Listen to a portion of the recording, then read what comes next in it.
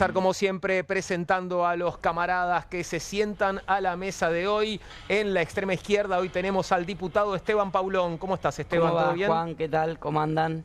Buenas noches. Buenas noches, ¿todo bien? Bien, bien, preparados para celebrar, recordar un nuevo Día de los Trabajadores y las Trabajadoras, y en eso también poder reflexionar sobre los derechos que están en juego, lo que se pone sobre la mesa y sobre todo la dignidad que trae el trabajo, así que esperemos que sea un día para que los trabajadores y las trabajadoras argentinas descansen, pero piensen también en todo lo que falta y todo lo que hay que luchar aún. Claro que sí. Esteban, agrego, hoy va a tener para contarnos mucho de lo que pasó ayer en el Congreso, porque él estaba allí. Finalmente no establecimos comunicación ayer por la noche, no se pudo, pero bueno, sí estuviste ahí, participaste y tendrás detalles para contarnos de la interpelación a Francos y también de la conformación de la comisión investigadora, ¿no? Hoy a la mañana, las dos cosas en un ratito. Esteban nos habla de eso. Saludo ahora a Fernando Rosso. ¿Cómo estás, Fernando? ¿Cómo estás, Juan? Hola a todos. Mañana Día Internacional de los Trabajadores y Trabajadoras. Tantas cosas para ver, documentales, libros, películas. Aprovecho el minutito para recomendar una crónica publicada en el diario La Nación. Cómo cambiaron los tiempos, ¿no? Pero en ese momento se publicaba en el diario La Nación, del cubano José Martí, sobre los acontecimientos de las movilizaciones, luego el juicio a los obreros anarquistas que fueron fusilados, algunos de ellos se suicidó. Una gran crónica de José Martí que se llama Un drama terrible, que se publicaba por entregas en La Nación. Se me ocurre recomendarlo para mañana. ¿Se encuentra en algún lado? Sí, se encuentra en cualquier lado. José Martí, Mártires de Chicago, y se encuentra en cualquier lado. Excelente. Saludo a Sergio Zabalza. Bienvenido, Sergio. ¿Cómo estás? ¿Qué tal, Juan? Soy psicoanalista y hoy me gustaría mucho hablar del valor de la imagen. Cuando las palabras pierden su capacidad referencial, cuando se las vacían de significado, la imagen cobra un enorme valor. No por nada se están agrediendo a los fotógrafos. Comenzó con Pablo Grillo, hace poco fue perturbada la tarea de Antonio Becerra, el periodista de Tiempo. Bueno, ni hablar de lo que fue el episodio Cabezas. Y a propósito de... Luego hablaremos de una fotografía, no quiero... spoilear, de una fotografía icónica, de la cual también seguramente haremos varios comentarios. Y esto tiene que ver también con nuestro invitado de hoy, comunista por una noche, al menos por esta noche, Juan Venturino con nosotros. Bienvenido, Juan, gracias por estar aquí. Un placer estar aquí con ustedes. Realmente una noche para mí fundamental, porque vamos a hablar de un tema que es muy caro para mí, que tiene que ver con las guerras, básicamente. Es un tema que vengo investigando y escribiendo y opinando, digamos, por ahí hasta más de lo que quisiera, ¿sí?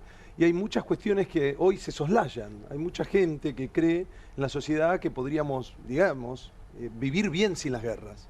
Sin embargo, tengo la mala noticia de decirles que el poder duro, quienes manejan los hilos de la humanidad, estemos o no estemos de acuerdo con eso, usan a la industria de la guerra como el motor de las principales, digamos, no solo de sus motivaciones, sino el motor económico de la humanidad. Y eso es muy destructivo, es muy feo, pero nos invita a un debate súper interesante sobre el rol de los laboratorios para la guerra y sobre el rol de las guerras, no solo en el pasado, sino en el presente y probablemente en el futuro, ¿no? Entonces, este es de alguna manera un tema, sin adelantarme de lo que vamos a hablar, un tema que es realmente muy, muy interesante para mí.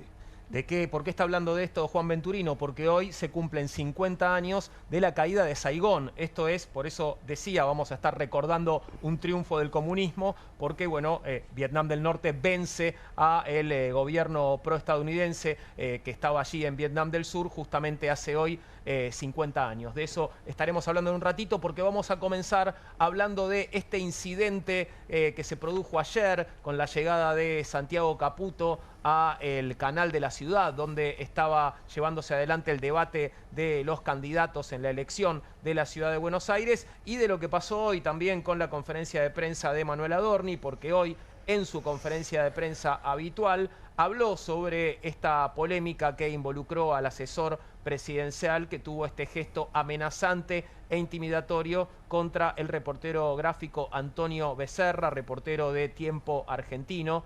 Mientras tanto, y por su parte, el diputado de la UCR, Facundo Manes, amplió una causa penal contra Caputo. La denuncia, basada en distintas notas de medios de comunicación, lo acusa de amenaza coactiva contra la prensa. Creo que podríamos empezar por compartir lo de Adorni esta mañana, ¿no? Manuel Adorni en conferencia de prensa, muy apurado, parece que tenía que irse a algún lado. Más tarde estuvo de recorrida por la ciudad, ¿no? Con Milei. Con Sí, Javier sí. Milei, bueno, es candidato en la ciudad de Buenos Aires, pero en conferencia de prensa, bueno, cuando le preguntaron por este episodio lamentable de ayer, protagonizado por Santiago Caputo, decía esto, mirá. ¿Cómo te va? Me tengo que ir. Hacemos rápido, así llegan otros colegas. Nicolás Palermo, para MDZ. Te quería preguntar por el episodio que protagonizó ayer el asesor presidencial Santiago Caputo durante el debate de la ciudad con el fotógrafo Antonio Becerra Pegoraro. Te escuché preguntarte hoy en una entrevista cuál sería la diferencia si la foto la saca el fotoperiodista o el asesor. Sin embargo, yo quería preguntarte si no te parece que hay una diferencia de poder importante entre un trabajador de prensa y una figura del gobierno que tiene autoridad política sobre la CIDE y que, según dijo el propio Javier Milei, es la última instancia de control político de las medidas del gobierno por debajo de su propia persona. Gracias. Bueno, en principio, digamos, yo estaba al lado de él, así que fui testigo presencial y ocular del hecho. A ver, a mí me parece que si vos me sacás una foto a mí, estoy en todo tu derecho, estoy en todo mi derecho, tenga o no una cuota de poder en algún lugar en sacarte una foto. Y de hecho el asesor Caputo le sacó una foto, quería saber quién era el periodista porque quería efectivamente ver si había salido bien o no la foto. Y me parece que está bien. Era un lío muy grande de fotógrafos y de periodistas. De hecho, a mí, sin quererlo, por supuesto, me han empujado, me han golpeado con un micrófono. Yo soy vengo del palo de ustedes, pero y entiendo que esas situaciones muy desordenadas ocurren. Era un ámbito donde había mucha gente y donde, es cierto, había un poco de desorganización a la entrada y a la salida del lugar. La verdad que fue una situación muy incómoda para todos, pero la intención de Santiago era efectivamente ver cómo habían salido las fotos, nada más. Manuel, ¿cómo te va? Bueno, ahí lo escuchabas a Manuel Adorni, para mi gusto, poniéndole más gotitas al vaso de la violencia, ¿no? Me parece que además está ofendiendo la inteligencia de cualquiera que esté escuchando lo que dice, si vio el episodio de ayer que acabamos de compartir de Santiago Caputo, sacándole una foto a la credencial del reportero gráfico, ¿no? Buscando la identificación del reportero gráfico. No era simplemente una cuestión de coquetería, de ver si salió bien en la foto, que por otro lado, Santi, saliste mal en la foto, pero bueno, se te veía mal antes de que te sacaran la foto también. No, dos cosas de... Permitime, Sergio, un detalle, después lo vamos a charlar seguramente con el tema de la interpelación ayer al ministro Francos. Hay una permanente actitud de los funcionarios del gobierno de mostrarse como ciudadanos comunes. Y no es casual que Adorni diga el asesor Caputo, como para bajarle el precio y decir, bueno, un asesor, cuando es el funcionario, según el presidente Milei, que es el último chequeo político, incluso por sobre el jefe de gabinete, y él se presenta, yo soy uno de ustedes, yo vengo del palo, ellos nunca tienen ninguna responsabilidad de gestión, ¿no? Y eso es una operatoria permanente, obviamente para quitarse peso en las actitudes y en los actos que tiene. El mismo argumento que utilizó Milei con el tema de la criptoestafa. Esto es algo privado, lo hago, estoy en la Quinta de Olivos, dijo Francos. Esto es un absoluto disparate, fue una intimidación. Exactamente la pregunta del periodista allí fue muy precisa porque hizo referencia a la disimetría en el poder. Estas personas intimidan, tienen un rasgo autoritario evidente. Sí, pero aparte hay una persona que está haciendo su trabajo, que es el reportero gráfico, y otra que no está haciendo su trabajo. No es su trabajo sacarle una foto a la credencial de reportero que está sacándole una foto a él. Sí, en esta Argentina digo que tiene tristemente una historia de desapariciones, que tiene, dicho sea de paso además, lo que están utilizando realmente, de paso en su casa lo buscan, hay 11 puntos del padre de la propaganda, se llama Joseph Goebbels, que una de las cuestiones que decía respecto de la comunicación era cortinas de humo y confundir a la gente. Digo, ¿realmente nos van a convencer de que este señor, que no se sabe qué hace, pero entra casi tanto como la kinesióloga a la presidencia, a la quinta, digo, no tiene otro rol más importante? Y lo segundo es, en realidad no debería sorprendernos, porque las decisiones por ahí las toma una persona que ni siquiera le conocemos la voz, que es la hermana del presidente. Entonces digo, ¿hasta qué punto nosotros estamos naturalizando algo que realmente está muy, pero muy mal? Déjame aportar nos estamos parando un poco desde Santiago Caputo, ¿no? Que es la figura, lo que hay que denunciar. Ahora, mirando bien después las imágenes, a mí me generó admiración el temple del fotógrafo. Claro que sí. Que sacó la foto que tenía que sacar, no se mutó hizo su trabajo. Cuando le estaba... Sí, pero yo no sé si pudiese mantener la calma si alguien te quiere medio tocar y te está acercando, capaz que decir, bueno, no digo pues solamente porque te dé miedo, sino por decir, bueno, yo esta foto la tengo que sacar. Le sacó unas fotos muy buenas, digamos, porque fijaron un momento de la cara de Caputo que le permitió mostrar qué había del otro lado. Esa foto dice un montón. ¿Qué había en Caputo? ¿Qué había en Caputo en ese momento? Claro. ¿Qué problema tenía? Y después hay lo observamos ayer como una cuestión de, bueno, el poder que tiene Caputo, la soberbia, etc. Ahora también hay otra lectura que anda dando vueltas, que es que está un poco nervioso por las internas, una interna que no se está mirando tanto, que es la de la Libertad Avanza. Estamos mirando la del peronismo, estamos mirando la del PRO, etc. Pero sin embargo, en el armado de listas de la provincia de Buenos Aires y de distintos lugares, al parecer Karina Milei, a las fuerzas del cielo, que es a los que responden a Caputo, los está marginando un poco, ¿no? Hay un tuitero famoso de ellos, de la Fuerza del Cielo, hoy que directamente lo putea a Pareja, que es el armador en la provincia de Buenos Aires. Seguramente mandado por su jefe, ¿no? Muy probablemente. En la ciudad, ¿se acuerdan que se hablaba de la candidatura del Gordodán y qué sé yo? Bueno, al final le dijeron no porque espantan a los porteños. Y quizás no es tanto, o lo es un poco, la utilización del poder, pero también un poco de nervios que ya se vieron en el incidente con Manes y ese tipo de cosas. No, y después el armado político.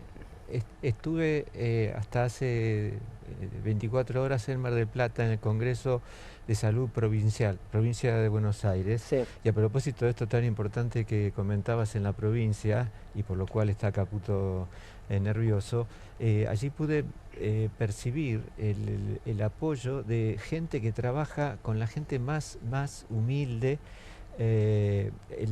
la convicción de que lo que se intenta hacer, porque esto fue lo que se trabajó, sobre todo en salud mental, cómo el gobierno nacional intenta instilar miedo, como si esta fuese el arma más en la cual ellos más confían. Por eso la actitud recién de ayer de Caputo no nos llama la atención.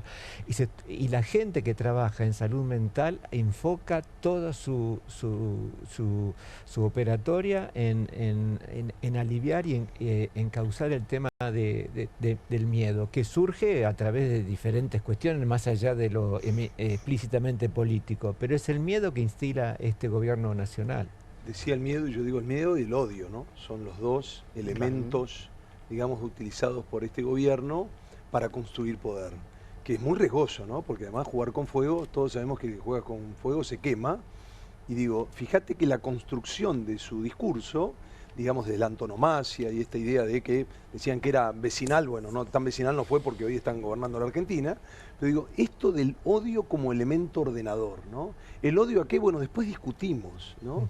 Pero como eje de los problemas y esto de la construcción del enemigo. Y eso en realidad se da cuando vos no tenés identidad real, ¿no? Por eso digo, él decía el miedo y yo dije, el miedo y el odio, los dos elementos para construir que tienen ellos. Plagados de contradicciones. Vos decías miedo, Sergio. También eso opera sobre la política, porque desde el inicio del gobierno de Javier Milei, a través del miedo, intenta o logró disciplinar a buena parte de la política, ¿no? Desde un lugar de minoría. Los gobernadores con miedo, por recursos, por carpetazos, por...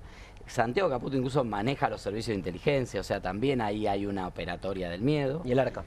Y el ARCA, obviamente. Con números, digamos, también, que no sabemos al día. Hasta ahora teníamos 14.000 millones de... Sí, pero no sabemos hasta qué punto. Eso es imposible de saber, pero bueno, claro, también es esa actitud. Por eso creo que es importante lo que decía Fernando, destacar la actitud del fotógrafo, ¿no? Del reportero gráfico que se planta y dice, bueno, acá no pasa, o sea, digamos, tu miedo no me... Claro, tu intento de amedrentarme... Era su único escudo también, ¿no? Claro, o sea, te viene un tipo a intimidar, lo único que le quedaba era la cámara. Después, total. Fue respaldado hoy aparte Antonio Becerra en la marcha de hoy, ¿no? Porque siguió con su trabajo durante la jornada de hoy. Y bueno, respaldado. Y lo que decías vos de la memoria colectiva que tenemos de José Luis Cabezas, ¿no? Que tanto tiene que ver con esta casa y que realmente uno piensa esa actitud de intimidación de la foto, de sacarle una foto a la identificación del reportero gráfico. Sí, esta idea de la impunidad, ¿no? ¿Y para qué va Santiago Caputo al debate porteño lleno de cámaras, lleno de periodistas y después no quiere que le saquen una foto? Una hipótesis es que va porque necesita figurar en algún lado. Claro. Porque lo están marginando un poco. Sí. Habría que chequearlo, necesitaba aparecer y aparecer mostrando poder, digamos. Esto que dice la marginación es tal cual. Por ejemplo, en Santa Fe finalmente la Libertad Avanza termina armando con parte de la política tradicional y es lo que está haciendo en todos los distritos. O sea, Pareja se rodea de barra bravas de los clubes de fútbol. Tiene experiencia, ¿no? Tiene experiencia, claro. Arma con concejales y punteros peronistas en el territorio. Entonces hay un desplazamiento de lo que supuestamente venía a ser la nueva política de las redes, que hoy por hoy la Libertad Avanza, que necesita los votos, va al territorio. Ahora, mira, perdón, porque tenemos atrás de Esteban en este momento al jefe de gabinete que estuvo ayer muchas horas en el Congreso. Hablábamos de la denuncia de Facundo Manes en relación justamente a las actitudes de Santiago Caputo. Pasamos a otra denuncia, ahora la denuncia sobre el caso Libra y la interpelación al jefe de gabinete de ayer, para que nos cuentes, Esteban, algunas de las cositas que nos perdimos. Bueno, las veces que fue al baño Francos, por ejemplo. Varias veces, sí, tuvimos varios cuartos intermedios porque se iba haciendo largo y evidentemente ya... Bueno, y si tomás agua, problemas de próstata. Sí, claro. Pero no, la verdad es que nos quedamos todos con un sabor bastante amargo de que no pudo explicar nada. Te digo que la mayor cantidad de sus respuestas fueron: no me consta, no lo sé, no me avisaron, no tenía idea. ¿No pudo o no quiso? No quiso. A ver, creo que Francos cumple bien su función, porque ¿qué hace la presencia de Francos? Evitar la presencia de otros funcionarios. Básicamente Javier Milei. Yo soy autor del primer proyecto de ley de juicio pedido y juicio político. ¿Y qué decíamos nosotros? Queremos juicio político para que venga Milei a explicar. Y en todo caso que tenga el derecho a defensa. Bueno, este tipo de instancias evitan que venga Milei. Pero también se evitó que venga Karina Milei, que es la que estuvo reunida junto a Manuel Adorni, otro de los que evitó ir también, con Mark Hayden Davis, con Novelli, etcétera. Varias cosas no pudo explicar el ministro. Por ejemplo, esta idea que hoy contradice el propio Milei, esto que dice, no, tuiteó o posteó desde Olivos, y en Olivos, como es la quinta, no fue en horario laboral. Hoy el propio Milei dice, yo trabajo desde Olivo en Mameluco porque me viene bien para poder bajar a estar con mis hijitos de 4 patas y estoy relajado, y claramente desde las 6 de la mañana hasta casi la medianoche, que bueno, no sé a qué hora tuiteó, pero el tuit me parece que entró en su horario de trabajo. Y después tuitea, claro, totalmente. Tal vez, bueno, esta idea de intentar mostrar al presidente como una persona común, que no tiene responsabilidad política, él mismo tampoco tiene, nadie tiene responsabilidad política en el gobierno, ellos actúan como ciudadanos y deciden cuándo son ciudadanos y cuándo son funcionarios, y la verdad es que hubo muchísimas contradicciones y muchísimas dificultades. Tuvimos 2 horas de debate para determinar la metodología, porque nosotros tuvimos hace 2 semanas el informe tradicional, habitual que hace el jefe de gabinete, que es un informe que tiene que hacer mensualmente una de las cámaras, donde se hacen presentaciones y él después junta las respuestas y da las respuestas. En el caso de la interpelación se supone que tiene que haber un ida y vuelta, ¿no? Uno pregunta, repregunta. Bueno, hubo un diputado que tuvo que definir qué era una pregunta, porque decía, no, eso ya lo preguntó. Pero ¿cómo ya lo preguntó? Si yo te pregunto y te digo, ¿por qué? ¿De dónde sacó el presidente la información si no era pública? Porque dijo, era información pública. No, no era pública, se hizo pública de la mano de Milei. Bueno, no, pero eso ya se lo respondí. ¿Pero cómo ya me lo respondí? No, bueno, era pública. Bueno, no, pero yo quiero volver a preguntarle. Bueno, hubo muchas dificultades, una sesión muy larga, y él no se quedó hasta el final. En el cierre de los presidentes de bloque no se quedó hasta el final. Y un detalle más que me tocó a mí hablar, por eso no pude salir ayer en el programa desde la Cámara, porque me tocó intervenir como a las 9, 9:30 de la noche, en el mismo momento que Toto Caputo, el otro Caputo, no venía al Congreso, que tendría que haber estado ayer, ahora lo volvimos a citar para el 14 de mayo, él no estaba viniendo, estaba en el mismo Congreso que estuvo hoy Milei. En la entrada de ese Congreso, una conocida fintech de un joven que tiene que ver con miembros del equipo económico, le regala a Caputo en un video una tarjeta de crédito de la fintech. Caputo la promociona, digo, no aprendieron nada de la ley de ética pública. ¿Qué pasó? O sea, se lo pregunté al ministro, no tuve la suerte de que me lo contestara, pero la verdad es que fue insólito, porque en el horario que tenía que venir al Congreso estaba recibiendo un regalo de una fintech y la propia fintech pone en su perfil: ahora Toto Caputo puede comprar y pagar con sus dólares o con otros dólares, o con los dólares con nuestra nuestros. tarjeta de crédito, claro, Sí. con nuestros dólares, con nuestra tarjeta de crédito. Uno dice, bueno, pero ¿qué onda con estos muchachos que se la pasan todo el tiempo violando la ley de ética pública? La comisión se terminó de conformar, la Y la comisión comisión, investigadora. ustedes saben que es una comisión que tenía hasta 31 miembros, era un límite que es en general el número que tienen las comisiones. En este caso quedó una comisión de 28, empatada, 14 de la oposición, 14 del oficialismo y aliados, fundamentalmente por ahí, por una trampa que hicieron algunos bloques de reunirse, hacer interbloques, etcétera. Eso le dio algunos lugares más al oficialismo, y en el empate no hubo acuerdo con las autoridades. Los que somos opositores planteábamos y proponíamos a la diputada Sabrina Selva para presidir la comisión, una diputada de Unión por la Patria que también ayer estuvo muy activa en la interpelación. El oficialismo iba a ir con Nadia Márquez, una diputada de Neuquén que está haciendo una probation por estafas. Parece que como conoce bien las estafas de adentro, Claro. Y era está la bien, persona tiene- adecuada. tiene experiencia, ¿no? claro. Pero no, finalmente lo propusieron a Gabriel Bornoroni, el presidente del Bloque de la Libertad Avanza. 14-14, 14-14, 14-14, cuarto intermedio, 14-14, así que ahora la próxima sesión que tengamos, el Pleno va a ser el que defina las autoridades y el reglamento, porque si no la comisión va a quedar detenida, va a quedar Podrían ir a inmovilizada. definirlo a la AFA. Claro, Yo decía, 38, hoy hablábamos de eso, 38. no, decíamos a los penales. Pero un tema que también es interesante para mostrar la hipocresía y el cinismo de la Libertad Avanza es que los mismos que argumentaron en el debate que no hacía falta una comisión, que votaron en contra de la creación de la comisión y que ayer mismo decían que no tenía sentido que hubiera venido el jefe de gabinete a explicar Libra, hoy a la mañana se mataban por presidir la comisión, ¿no? Este cinismo que aparece en la política y que la gente lo tiene muy calado y realmente no hace más que degradar la tarea parlamentaria. Nos había aparecido atrás la imagen que publicó hoy el presidente en su cuenta de X. El presidente seguramente en su horario de trabajo, entre las 6 de la mañana y las 10, 12 de la noche. Bueno, esto debe ser parte de su trabajo, me imagino, publicar esta imagen en la que nos dice que tenemos tiempo de elegir, que es el tiempo de elegir entre la pastillita celeste o la roja. ¿Cuál hay que elegir? ¿Y cuál será el efecto? ¿Y cuál se toma él? Yo lo único ¿no? que te voy a decir es que los jubilados y jubiladas, los que le recortaron todos los medicamentos, no van a poder elegir entre la pastillita roja y la pastillita azul. Claramente. Vamos a pasar a la ciudad de Buenos Aires, un poco a lo que sucedía ayer con este debate, el debate imposible, ¿no? El debate entre 17 candidatos.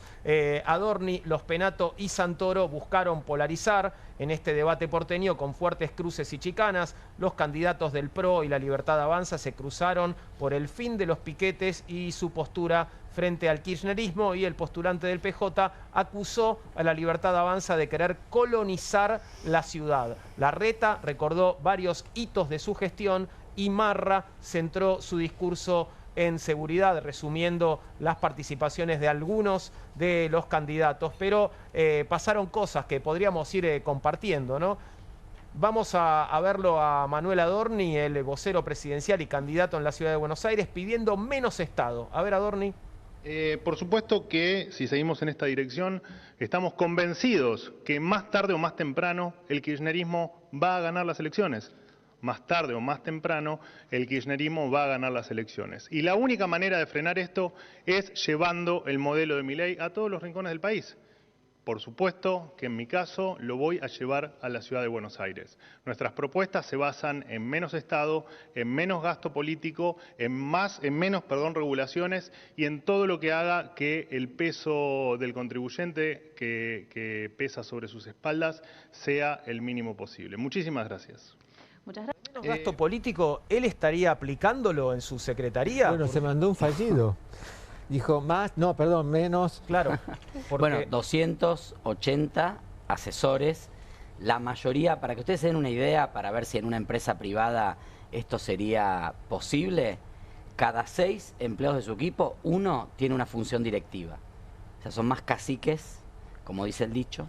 Y la verdad es que no, nosotros sacamos el costo, eran alrededor de $5.800 por mes por cada persona del equipo vale Adorni, porque sobre los 30.000 millones de pesos que tiene de presupuesto anual, la secretaría que él dirige con rango de ministerio no hace campañas, porque este gobierno no hace campañas, no tiene pauta oficial, porque el gobierno dice que no tiene pauta oficial, al menos del Tesoro o del Ejecutivo no sale. Los 30.000 millones son para personal, son para 250, 260 Así que Adorni, en el área de Adorni no hay menos Estado y no hay menos gasto político. Hay más gasto político y hay más Estado. Lo que me llamó la atención es la seguridad que tiene para decir que va a perder las elecciones en algún momento. O sea, lo seguro que está de que va a perder. Bueno, pero ¿está seguro de que va a ganar el kirchnerismo? Cosa que tampoco es algo que, bueno, que uno pueda asegurar, digo, pero ¿no? Es una forma de retórica de campaña que es como... que generar el miedo como si estuvieses en la oposición. Ser oposición de la oposición, no ser gobierno. Claro. Ser oposición de la oposición. Eso te pasa es un formato cuando, de los últimos 10 años, ¿no? También cuando vos tenés toda carencia propositiva. Entonces, cuando vos no podés proponer absolutamente nada, te tenés que centrar en lo que tenés enfrente, ¿no? Como un cántico de cancha. Pero eso sirve un rato, hasta ahí. Después, ¿cómo? Digo, ¿dónde aparece un Adorni, digamos, diciendo algo más profundo? ¿Aprendió algo estando en este rol? ¿Toma por tontos a los periodistas, a nosotros? Digo, ¿en qué momento se termina eso, no? Y entonces ahí aparece esta lógica del poder que todo lo justifica, ¿no? O sea, una vez que, mientras vos estás en el poder, sos el dueño y señor, no importa lo que haga, ¿no? Es como si viniera con sordera y con impunidad incluida. Bueno, hay que avisarles que van a perder, que estamos en un sistema democrático, que la gente también se va a cansar de esto, se va a dar cuenta que no llegan a ningún lado y cuando pierdan, bueno, después rendirán cuentas, ¿no?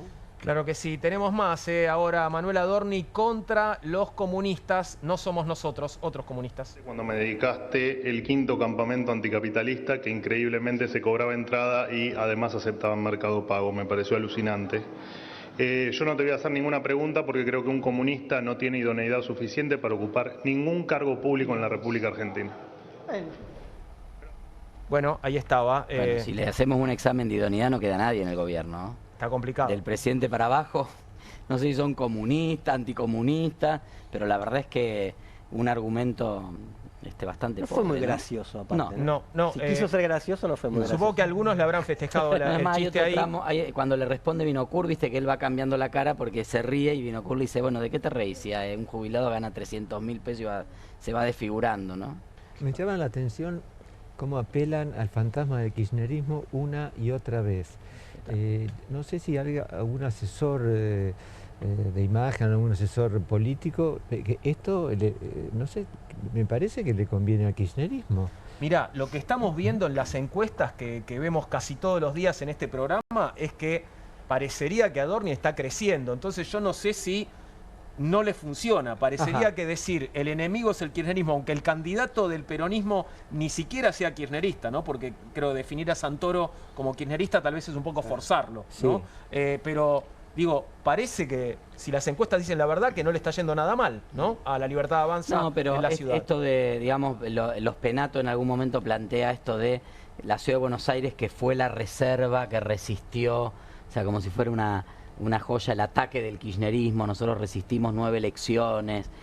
La verdad que yo pensaba lo mismo que Sergio, hubo 3 o 4 de las participaciones que hicieron eje en el kirchnerismo, que como decía Juan, Santoro no necesariamente expresa el kirchnerismo, intentando sacar del medio a otras fuerzas políticas, hay otras propuestas, el radicalismo, bueno, el socialismo con el radicalismo, estamos acompañando a Lucy Levy, está la propuesta de la izquierda, ahí está la propuesta de la izquierda que encabeza Vanina Biasi, Vinocura encabeza otra propuesta de izquierda, hay propuestas del peronismo desde distintos lugares que no necesariamente son kirchneristas.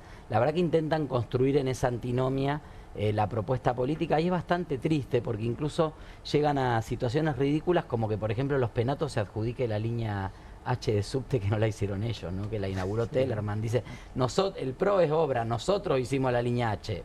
Pues no, Ahora, y perdón, la F tampoco. ¿Es cierto lo que dice Santoro, que los Penato ni siquiera se va a poder votar a sí misma Así porque es. en realidad reside en la provincia de Buenos Sí, Aires? bueno, ella es diputada por la provincia de Buenos Aires, raro, porque también habló bastante despreciativamente de la provincia de Buenos Aires, dijo, nos separa una avenida y en la provincia de Buenos Aires, bueno, ella representa ese pueblo, la verdad que complicado hablar en ese sentido, y sí, ella y creo que Adorni tampoco está en el padrón. Yo creo que un poco el recurso de Adorni, si tiene algo que Juan. toma del espíritu de época, es que no solamente en la Argentina, sino en el mundo, está el malestar con la política de la que venimos hablando, que ya no se vota por lo que yo quiero, sino por lo que no soy, digamos, ¿no? Voto por lo que no me representa, voto en contra de más que a favor de, ya lo sabemos a esto, ¿no? Entonces me parece que en ese sentido no me parece raro que polarice alrededor de Adorni, no sé si los números, todos los números, no hay todavía una homogeneidad de que le estén dando, creciendo tanto, pero no me parece raro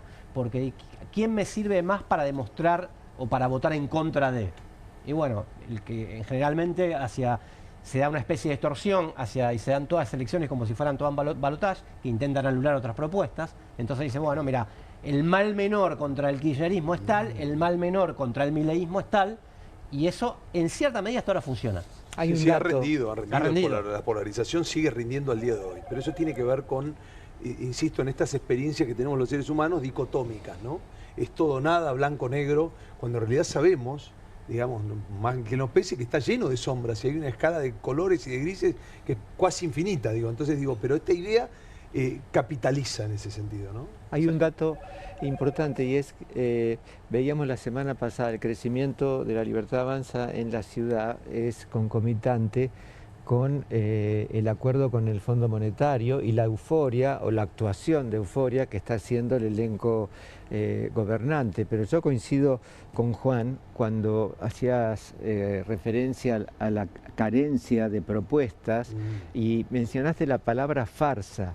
Sí. Tengo toda la impresión de que el Fondo Monetario está gobernando la economía, con lo cual está gobernando, y luego se juega toda una farsa de euforia, una farsa, esta actuación de Santiago Caputo de poder, nosotros acá estamos, aparte bien de machirulo, ¿no? Toda esta situación tiene que ver con esta euforia que no tiene sustento. Claro que no. Tenemos a Horacio Rodríguez Larreta también y su participación en el debate de ayer. ¿Es robot, Horacio? A ver. Yo no soy bueno para los discursos políticos, para los actos, no es lo mío. Lo mío es el hacer, resolver problemas, ayudarte. Por eso algunos me dicen robot, me dicen alien de otro planeta, qué sé yo. Lo que sí sé es que lo que comprometí lo cumplí. Obra que empezó en la ciudad, obra que terminó. Así de claro. Todos vemos hoy cómo está la ciudad. La gente nos lo dice en la calle, recorro los barrios. Bueno, ahí estaba Larreta tratando de sumar algún puntito, corriendo de atrás, ¿no? Sí. A los Penato, que sería como la rival, digamos, en este caso. Hay una pis, dijo Horacio. Sí, claro. Ayer en el canal de la ciudad no. Parece que no, parece que no vieron la pis.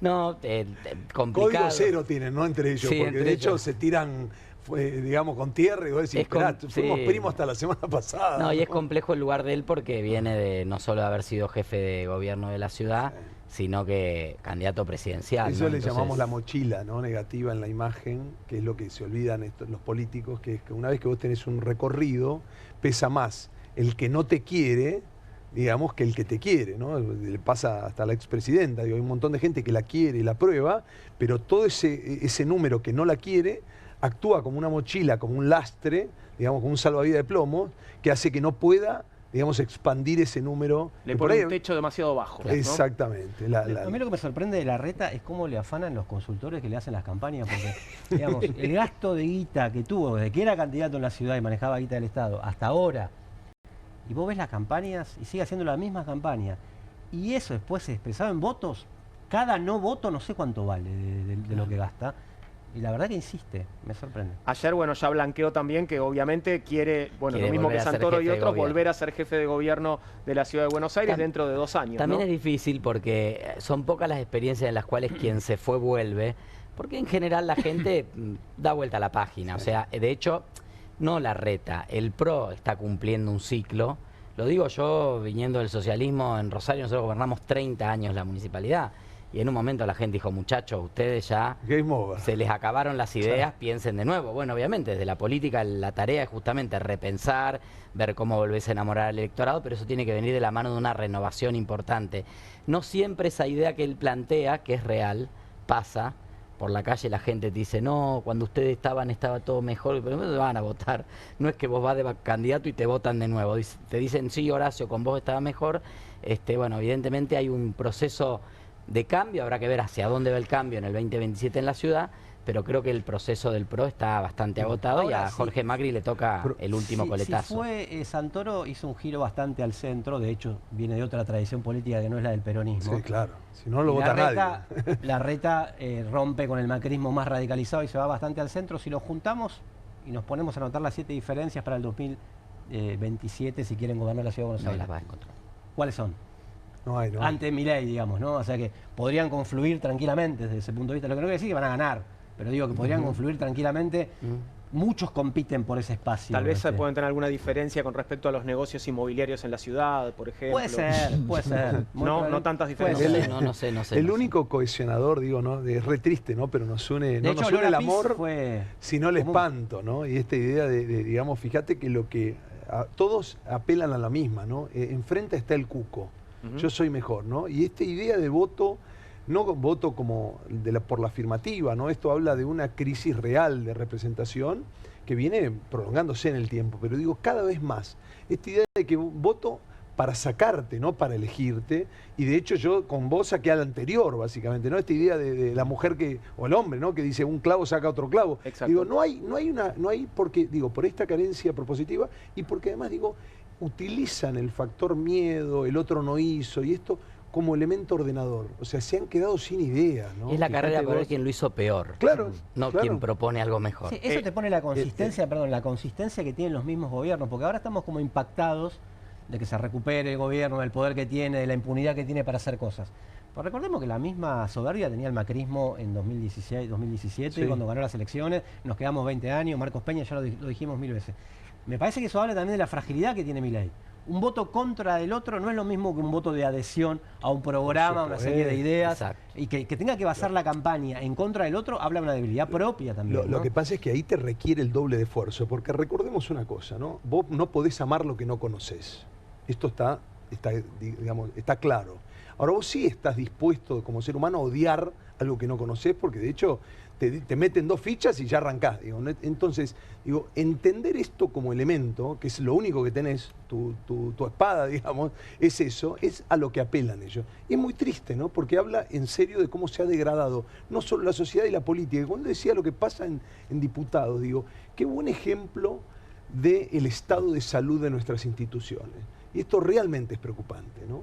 Que estos personajes, digamos, sin ideas, vengan a representarnos, y que además hagan lo que quieran y las instituciones no tengan ningún recurso, como si fueran una especie, cuando tomás antibiótico, anticuerpo habla mucho de nosotros y de cómo hemos construido esta política hasta aquí, que realmente, insisto, es un debe, te diría, para todos, ¿no? Sí, aún claro. para los que no hacen política. Difícil la posición, perdón Sergio, difícil la posición de Silvia Lospenato, ¿no? Porque representa un partido que tiene que competir contra el oficialismo a nivel nacional, es oficialista en la ciudad, pero al mismo tiempo acompaña a nivel nacional muchas de las medidas, o casi todas las medidas del gobierno nacional. A ver cómo qué pirueta hacía Silvia Lospenato ayer en el debate.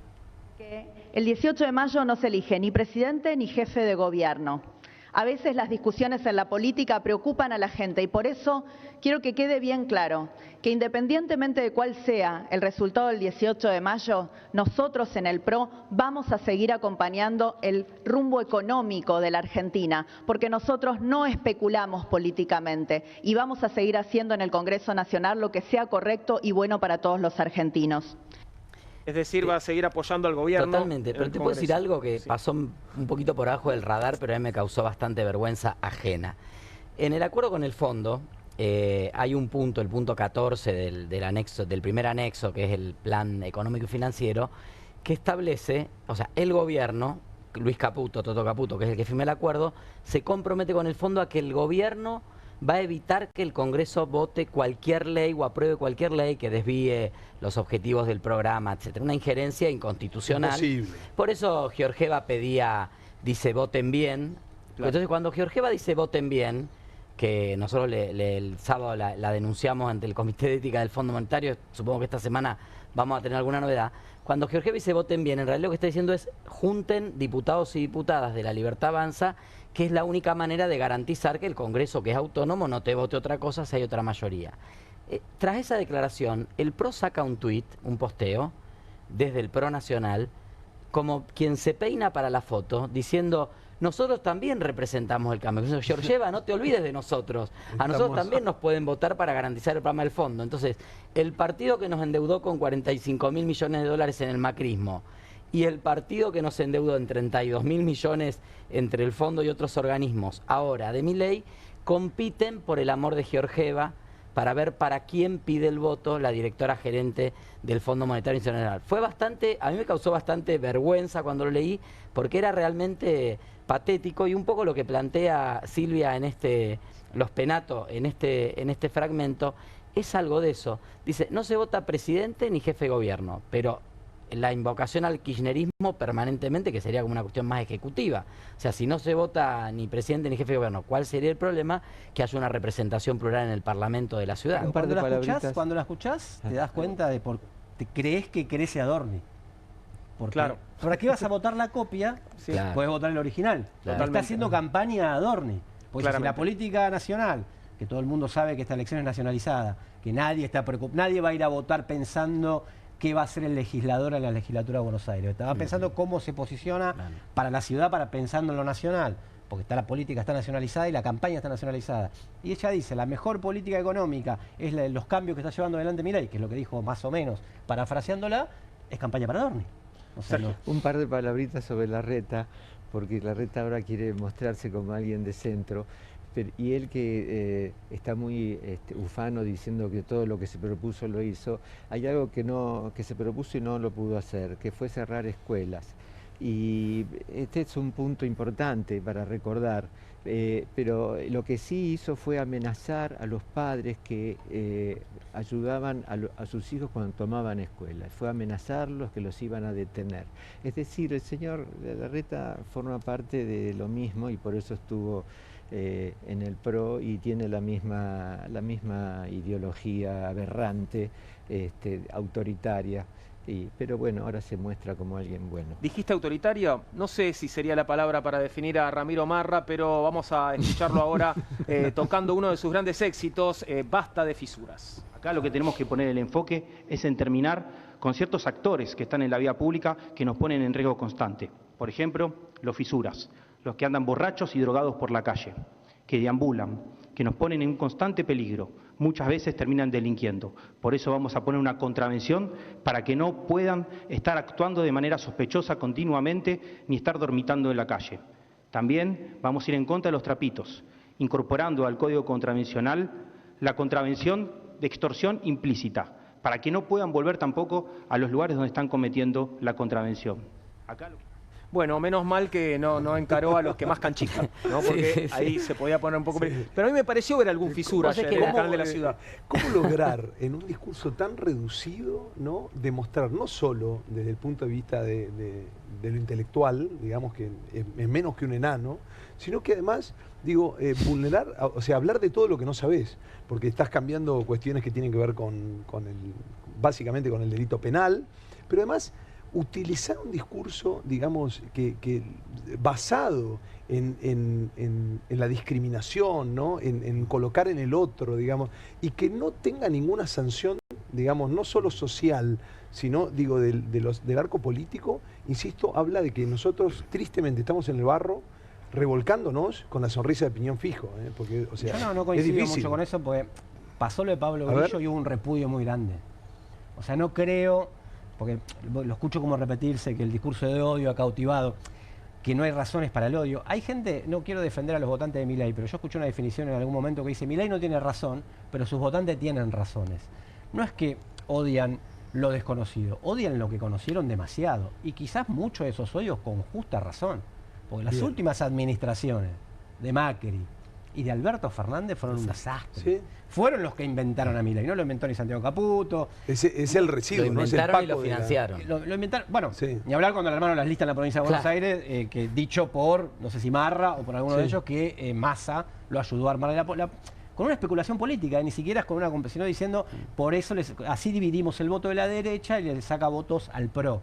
Entonces, No me parece- salió bien. No salió bien, yo creo que hay, y ese recuerdo de la locura inflacionaria, por lo cual el mayor activo del gobierno es el tema de la inflación, Ujú. que es una desinflación rara, porque bueno, como lo repite permanentemente Raúl, la gente dice, no hay inflación pero aumentan los precios, porque lo vemos que aumentan los precios. Obvio. Entonces me parece que ahí hay un tema. Ahora, en la escena de Marra, que no es esta, digo, lo que yo mejor vi, sino cuando intentó saludar a Santiago Caputo y Santiago Caputo le hizo volar de acá. Yo- Ahí quedó un Marra desarmado, digamos. Dos cosas ¿no? sobre Marra. Primero, ese desaire de Santiago Caputo Fue tal vez lo impresionante. motivó a hablar de los fisuras en el, Vos decís que en el lo llevó atril. a- Le estaba hablando alguien ahí. Un vuelto. No, lo otro me parece... Buena conexión. Buena conexión. Sí. No, lo otro que me parece es que, a ver, yo vivo habitualmente la mayoría de los días de la semana acá en la Ciudad de Buenos Aires. Lo que yo veo es mucha gente en situación de calle y gente del conurbano y del conurbano más alejado de la Ciudad de Buenos Aires que muchas veces durante la semana se queda a dormir en la ciudad, en la calle, porque no le da el tiempo o el dinero para volver a su lugar y volver a trabajar temprano, sobre todo gente que está recolectores informales o personas que hacen distintas tareas o que están en el trabajo informal. No veo los fisuras que él dice que andan como zombies en la calle, porque él habla Walking Dead, ¿no? Dice la ciudad llena de fisuras, no Sí, sé qué. sí. Yo veo gente, cada vez más gente en situación de calle y en lugar de tener una política de gobierno para decir qué hacemos, cómo hacemos para alojar a esas personas, que en definitiva... Para contenerlas. Para Pero contenerlas, alguien que da nunca conoció igual el trabajo, si además, son lo de la dice, Ciudad ¿no? de Buenos Aires, de la provincia de Es muy- Buenos Aires. muy importante Él lo que- lo pone ahí como en un tema de riesgo social.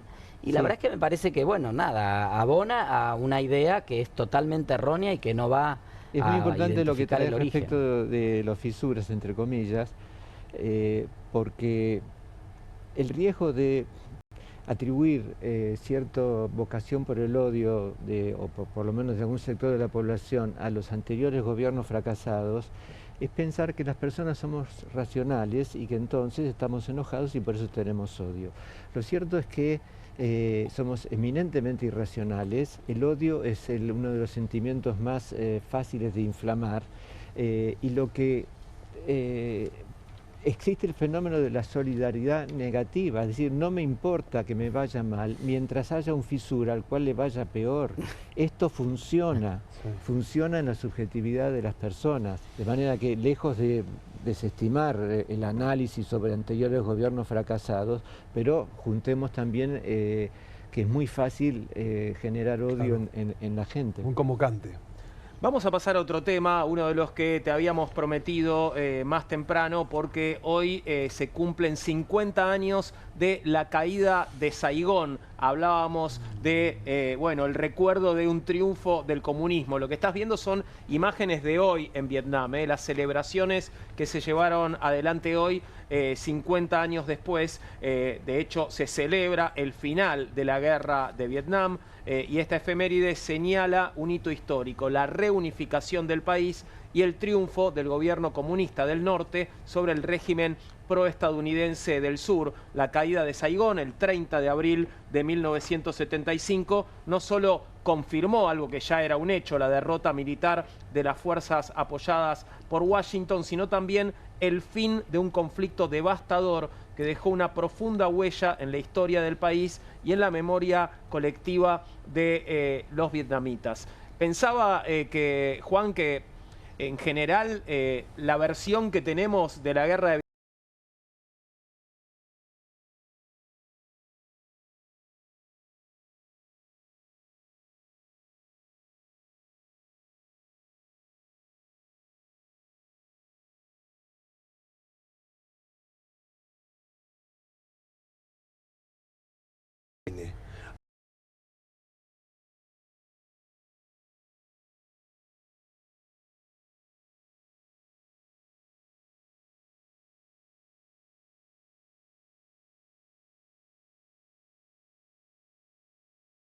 Aunque vos no lo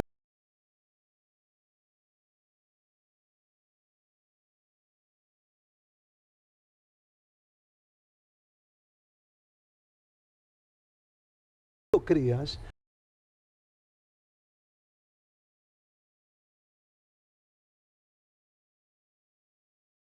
nos enseñan a pensar. Y vos decís, Perman, hasta todo lo que vos ves tiene que ver con una idea, digamos, de contar la historia más o menos ordenada. De hecho, el mundo, digamos, si vos vas a contar una película, la contás al estilo hollywoodense y la contás con esa lógica, digamos, donde el tipo tiene dificultades, hace un esfuerzo y finalmente termina resolviendo sus problemas, ¿no? Esta es más o menos una lógica que se repite en casi todas las películas. No es tan básica porque la han complejizado y lleva muchos millones de dólares. Pero digo, ¿por qué te enseñan a pensar? Fíjate cómo nos saca al lado hondo que nosotros veíamos NAM primer pelotón y nos imaginábamos, digamos, a los yanquis ahí transitando en una zona selvática y que efectivamente estaba el Vietcong escondido, ¿no? Efectivamente pasó esto, pero la realidad es que perdió la guerra. Y lo cierto es que murieron 58.000 personas, 58.000 soldados, pero fueron a la guerra casi 2 millones. Y lo cierto es que gastaron muchísimo dinero y que mataron mucha gente, no solo vietnamitas, sino que además, digo, de la guerra, que habían tomado las armas, sino civiles. Y esta es la parte no contada de las guerras, digo, y esta cuestión que a nosotros tanto nos llega, ¿no? Hay como una idea de ponerla, no, estas imágenes son fuertes, no las mostremos. Créeme que la guerra, de hecho, no es mostrable, digamos, los crímenes de guerra donde han violado, han matado gente, le han prendido fuego, digo, y en esta lógica de abusos, que después vinieron acá, han hecho unos tribunales, han vuelto a Estados Unidos y han hecho algunos tribunales de guerra, pero digo, ¿en qué quedó eso? Nadie lo sabe. Las 5 millones de personas que han perdido la vida en estos 20 años, no solo le han dictaminado a la política de los Estados Unidos, y de hecho la doctrina Nixon y esta idea de, bueno, nosotros vamos a apoyar, pero no nos vamos a comprometer tanto. Claro, les empezó a costar políticamente mucho esta joda. Hay que entender la intervención de Estados Unidos en Vietnam en el contexto del combate contra el comunismo, ¿no? Hoy parece una antigüedad, excepto aquí en Argentina, pero bueno, era un poco la idea en ese momento, ¿no? Sí, había que construir un enemigo, y lo hicieron muy bien. Digo, Estados Unidos construye su poder económico en base básicamente a una cosa que es el poder militar. Esto no hay que soslayarlo. Nosotros queremos que solo es una economía fuerte, ¿sí? Y en realidad nos estamos olvidando de que además de construir armas, con todo lo que eso implica, sino además dictaminar esto de convertirse en el sheriff global, ¿no? Esta idea de si no estoy yo, lo que hay enfrente, y esta discusión, ¿no? Si no es China y Rusia que invade.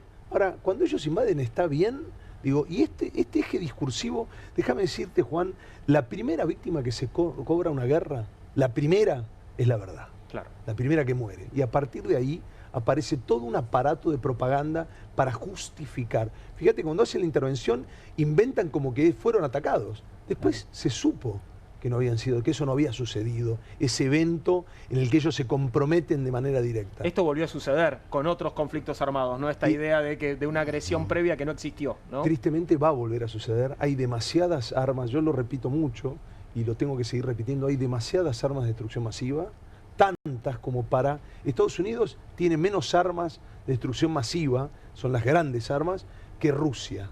Y solo Estados Unidos tiene la capacidad militar de destruir 14 veces el planeta. Caramba. ¿Ibas a decir algo? Sí, vos sabés que a mí creo que fue un punto de inflexión. Dejó una marca en Vietnam, obviamente, pero dejó una marca en la sociedad norteamericana que un poco el cine intentó reparar ese trauma, ¿no? Ese trauma de perder. Y a mí me da la impresión que Vietnam fue una de las primeras guerras que mostró que el factor moral, que no solo los factores materiales y físicos, sino que el factor moral... Claro, la logística. Sí, y el compromiso de un pueblo con su causa puede derrotar hasta el ejército más poderoso del mundo, ¿no? Y te refieres al pueblo vietnamita en este caso. Al pueblo vietnamita en este caso, que tuvo muchísimas víctimas, 3 millones hablábamos antes. Sí, es un número, digamos... abismal. Pero, bueno, los que murieron en la Segunda Guerra Mundial, los rusos que murieron en la Segunda Guerra Mundial también se cuentan por millones. Pero había una causa profunda que defender, una causa nacional, que ya venía de una causa previa, que era la liberación de los franceses, digamos, no era la colonia francesa anteriormente, tenía una experiencia en este sentido, y me da la impresión que marcó un hito en la decadencia norteamericana que viene hasta ahora, político por lo menos, ¿no? Sí. La crisis y la hegemonía norteamericana, un punto de inflexión importante, además de la crisis económica y otros factores, es Vietnam. Sí. La herida sigue abierta, sí. ¿no? Parece en la sociedad una cuestión, estadounidense. la fuerza moral para ganarle a Estados Unidos y las fuerzas morales que no tiene Estados Unidos para ganar otras guerras. Palestina. Es tan inmoral ese conflicto apoyado por Estados Unidos que no lo puede resolver ni el ejército más poderoso del Medio Oriente apoyado con Estados Unidos. Sigue habiendo resistencia en Palestina, pese a la masacre, pese a la... Digo, no ganaron la guerra los palestinos, evidentemente la están perdiendo, claro. pero o están en una situación desfavorable. Pero no lo pueden resolver como ellos lo quisieran resolver. ¿Cuánto tiene que ver la opinión pública en Estados Unidos para mí muchísimo. Para esto, ¿no? Justamente para que estos conflictos no se puedan resolver? Para mí muchísimo. Veníamos del Mayo francés, estaba ahí, y se armó un movimiento antiguerra impresionante, y el propio movimiento antiguerra en los Estados Unidos, claro. Para mí fue sustancial, fue clave, y para mí fue una demostración contra el derrotismo. Hay una idea que es, a los Estados Unidos no se lo puede vencer. No hay forma de vencerlo porque tiene un poder económico, político, militar, y sin embargo Vietnam habló de que eso era posible, digamos, ¿no? Creo que para lecciones de hoy, Palestina generó no el mismo movimiento, un movimiento que trajo esos ecos el año pasado en los campus universitarios, y trajo los ecos de... Y ahí la importancia de las imágenes, seguramente Sergio va a hablar de la foto, etcétera, porque de lo que mostraban esas imágenes como sensibilización de lo que había pasado en la guerra, ¿no? Déjame decirte igual, después de varios años dedicado al tema, antiguamente se creía que el hombre iba a la guerra por básicamente una limitación en los recursos, que hacía que la desesperación se enfrentaran con otros pueblos. Hoy esa idea no está, y la realidad es que toda guerra esencialmente es un engaño. ¿Sí? Y es artificial, de un modo, es artificial, ¿no? Y es una búsqueda del poder, de la proyección del poder, y hay un negocio, digamos, incuantificable. O sea, estamos hablando, digamos, de que los números de la guerra y los números de la industria del armamento son números que realmente nos cuesta hasta entenderlos. O sea, para decir, o sea, vos juntás a las grandes corporaciones y ya sabés que hablas de números que son difíciles de entender, digamos, para cualquier ser humano, porque hablas de miles de millones de dólares. Ahora, cuando hablas de la guerra, básicamente es la estructura sobre la que están apoyadas esas grandes corporaciones. Y las corporaciones, recordemos también que nunca es mucho para una corporación, digo, sea de la que se trate, ¿no? Bueno, yo recuerdo a un titular del Fondo Monetario Internacional, Helmut Keller, a principios de este siglo, 2002, diciendo, bueno, la verdad que una guerra le haría bien a la economía mundial. Suscribo totalmente las palabras de Juan. Y algunas guerritas hubo, ¿no? Y después se las arreglaron para armar unas guerritas y ya están tramando varias más.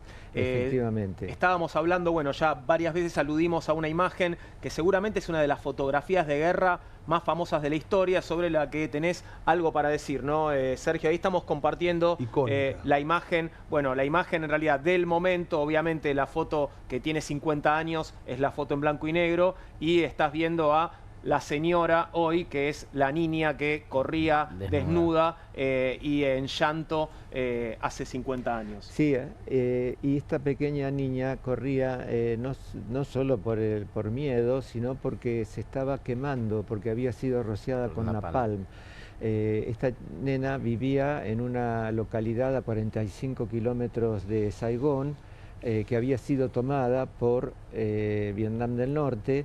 Las Fuerzas Armadas de Vietnam del Sur intentan recuperar arrojando napalm sobre una ciudad, sobre su propia población. Sobre su propia población. Estos nenes que están corriendo allí, precisamente corren desesperados. La nena, porque esto después lo cuenta esta mujer que ahora vive en Toronto, la nena se saca la ropa, porque le quema. Porque le quema y está desesperada, y este es el grito que nos impacta, nos conmueve a todos, ¿no? De esta nena. Esta persona se llama Pan Thi Kim Phuc. El fotógrafo tenía 21 años, y de allí la importancia de la imagen, como bien decía Fernando recién, y la importancia de los fotógrafos. Por eso cada vez que nuestros fotógrafos son agredidos, habría que recordar todo el valor que tiene. Recién Juan decía, la primera víctima en una guerra es la verdad, y la verdad se recupera, me parece, podríamos discutirlo mediante imágenes. Porque la imagen, esto no se me ocurre a mí, está archisabido, vale 1000 palabras y hace hablar. Y una imagen tomada por un fotógrafo ya es una interpretación en sí misma, por eso el valor de un fotógrafo, porque es una interpretación en sí misma, es un ojo humano que ha elegido un lugar. Y ese señor que eligió, o señora que eligió esa foto está haciendo la interpretación. Sí, nos interpela a todos. Exactamente. ¿Me dejás completarte la historia del fotógrafo? Porque el fotógrafo, sí, claro. Ahí tiran napalm sobre un templo, los otros chicos que tiran ropa corren y ella no alcanzó a huir, por eso saca la ropa. El fotógrafo trata de calmarla con el agua de la cantimplora que él tenía, y no pudo. La lleva al hospital y no la querían atender porque estaba rociada de napalm. Y él amenaza con escribir un artículo diciendo que no lo iban a atender, porque era parte de la prensa, que no le iban a atender y que no le iban a... Por lo tanto, por eso atendieron. Sí. La actitud de hablar, dando toda la vuelta, ¿no? Hablando del fotógrafo que... Claro. Llegó mucho más allá de lo que tenía que hacer. Exactamente. Esto es, digamos, el principio de lo que llamaríamos después las guerras televisadas. Y esta idea de poder echar luz sobre lo que no se ve de la guerra. Igual, de cualquier manera, esta imagen icónica que nos interpela a todos en nuestra humanidad y que genera empatía ver a una niña corriendo desnuda que acaba de ser rociada, digo, nos reinterpreta esta manera de ver de quiénes somos nosotros y quiénes son ellos dentro de esta construcción, que venía desde un comienzo, digo, ¿no? Esta idea, digamos, eran, digamos, primos hermanos, cuando decimos, porque después aparece lo ideológico que divide de alguna manera en dos a Vietnam, y esta idea de que se iban a ser comunistas o, digamos, de los Estados Unidos, o esta lógica, digamos, de la discusión ideológica. Estos chicos no tienen nada que ver. No, claro. Pero esto tiene que ver, insisto, con la connotación que nosotros le damos, y básicamente es el poder duro, Juan, que es del que no nos ocupamos habitualmente para interpretar, que está entre nosotros, aunque no lo veamos, digamos, ¿no? Proyectando ese poder. Vamos a hacer una pequeña pausa y continuamos enseguida con Comunistas en la pantalla de Bravo TV.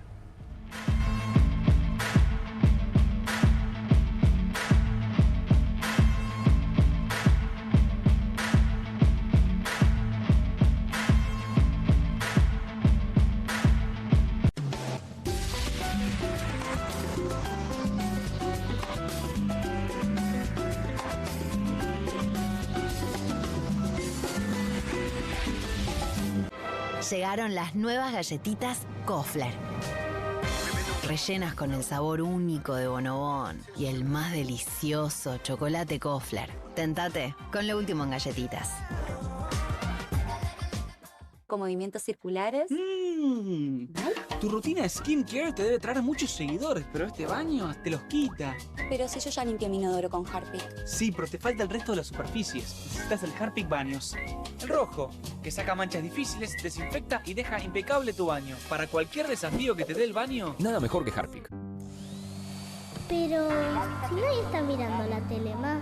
Tommy, desenchufalo. Buenas. Pero pa, es de día. No hace falta prender el aire. ¿Y si volvemos el tiempo atrás?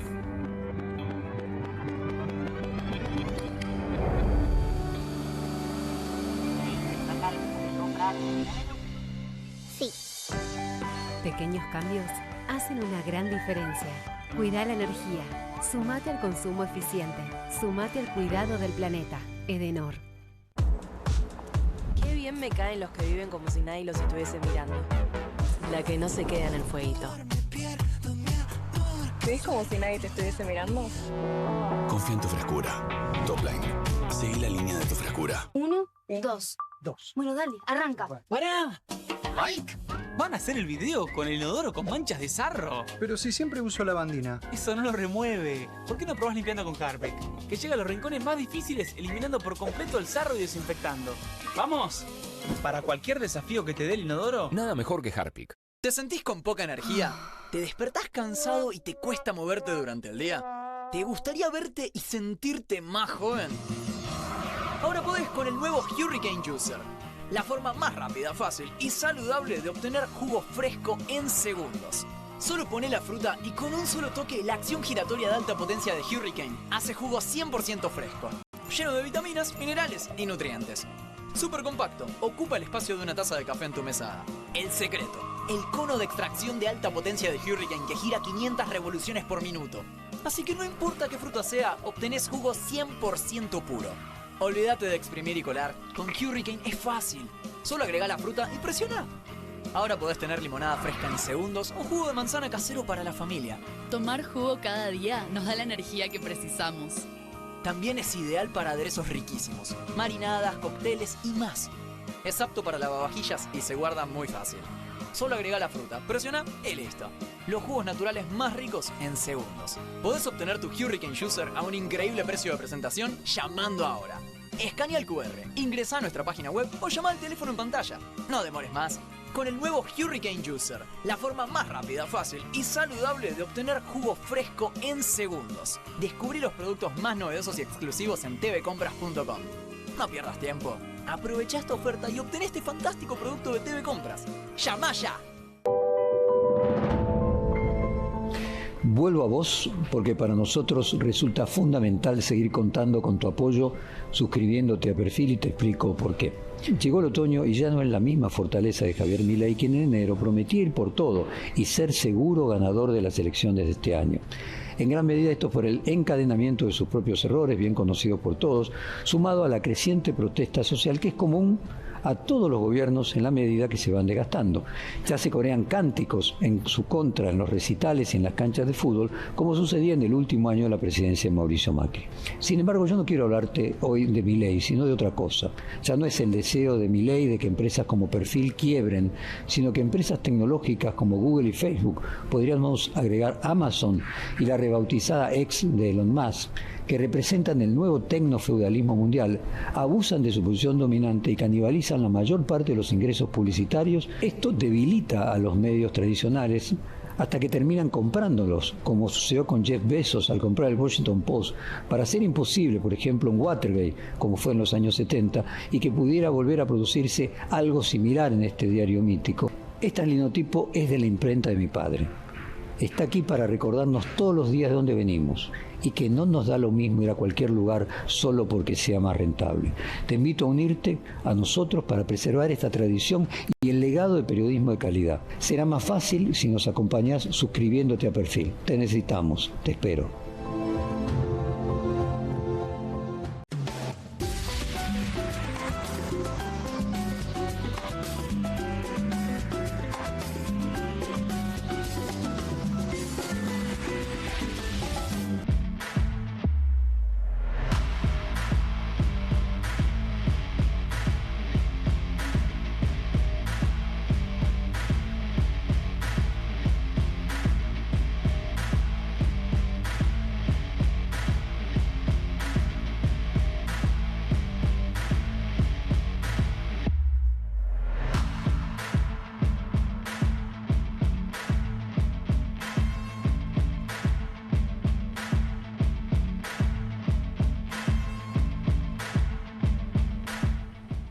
...21:38, estamos de vuelta con Comunistas en la pantalla de Bravo TV y vamos a acontecimientos del día y acontecimientos que pueden llegar a darse la semana próxima. Sabés que hoy la CGT marchó por el Día del Trabajador y reafirmó su distancia con el gobierno de Milei. Los representantes de la central gremial se movilizaron desde las primeras horas de la tarde en el centro porteño. La policía retuvo micros en los ingresos a la ciudad. Por otro lado, la UTA anunció un paro de colectivos por 24 horas en todo el país para el próximo martes, el martes 6 de mayo. Te aclaro por las dudas que las imágenes que estamos viendo no son de Vietnam, esto es la ciudad de Buenos Aires. La decisión sindical del paro de transportes, del paro de colectivos para la semana que viene, llegó hoy tras semanas sin avances en la negociación paritaria y el vencimiento de la conciliación obligatoria. Las empresas afirman que sus ingresos no permiten otorgar la suba que pide el gremio. Para empezar con la conversación, me remito un poco a algo que conversaba ayer con Pablo Caruso en el pase con QR, que de hecho comienza en pocos minutos. Me llamaba mucho la atención, bueno, esto de la decisión de la CGT de hacer una marcha el mismo día que marchan los jubilados en el Congreso, pero hacerla bien alejada, ¿no? Sí. En un lugar para que se entienda, no tenemos nada que ver con esto, ¿no? Primero decirte que hoy el operativo de seguridad en el Congreso por la marcha de los jubilados fue nuevamente no desproporcionado, era realmente impresionante desde muy temprano, con camiones muy grandes y una valla absolutamente innecesario. Innecesario totalmente. De hecho, hoy no fue una de las marchas más multitudinarias de los jubilados, sí hay plata. aunque llegaron algunas columnas. Y después, obviamente, lo que vos decís, ¿no? En lugar de confluir la CGT, acompañar a jubilados y jubiladas, más cayendo justo un miércoles, fueron para otro lado y hubo de la Policía Federal, las fuerzas federales no fueron a aplicar el protocolo anti-piquete a la marcha de la CGT, y finalmente esa tarea la toma la Policía de la Ciudad. Están haciendo la carrera a ver quién es más facho, quién reprime más, como para calentar la previa a las elecciones. Y después decir también, Juan, que el paro de colectivos que se viene el martes que viene está aplicándose a partir de mañana, será el viernes, porque mañana es feriado, un aumento del boleto. Claro. En los boletos de colectivo sobre todo del AMBA, las líneas que son de la Ciudad de Buenos Aires y las líneas que son de provincia, no así las que son de interjurisdicciones. Y obviamente este es el paro más anunciado y más postergado. Este paro tendría que haber llegado el día del paro nacional para que el paro nacional fuera contundente. Ahí hubo alguna idea de que hubo una colaboración de buscar la conciliación obligatoria para que no coincida. Ahora ya no se podría postergar más porque la conciliación obligatoria ya no se puede aplicar, ¿no? Ya terminó, sí. Ya terminó. Y hay siempre leer estos acontecimientos es raro porque por un lado es cómo fueron separados los jubilados, es lógico. Y por otro lado es... Perdón, ¿por qué es lógico? Por quienes dirigen la CGT, okay. Por su lógica de no querer confrontar tanto, digamos, por quienes son los representantes de la CGT.